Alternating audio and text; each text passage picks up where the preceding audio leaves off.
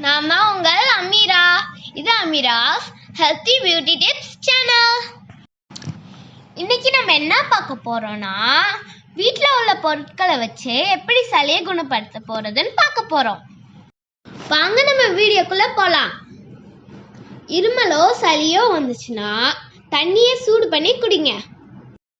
தொண்டையில் ஏற்படுற வீக்கத்தை குறைக்கிற தன்மை சுடு தண்ணியில இருக்கு. சுடு தண்ணி சளி காய்ச்சலுக்கான தொற்றுவை நீக்கும். ஒரு ஸ்பூன் ஏலக்காய் பொடியில நெய் கலந்து சாப்பிட்டா நெஞ்சு சளி போயிடும்.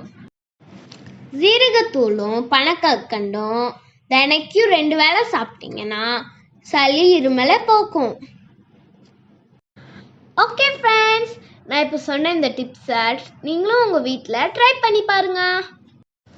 உங்களுக்கு இந்த வீடியோ பிடிச்சிருந்துச்சுன்னா ஃப்ரெண்ட்ஸ் லைக் பண்ணுங்கள், கமெண்ட் பண்ணுங்கள், சப்ஸ்கிரைப் பண்ணுங்கள். மறக்காமல் வீடியோவை ஷேர் பண்ணுங்கள். தேங்க்ஸ் ஃபார் வாட்சிங் this video. Bye bye friends.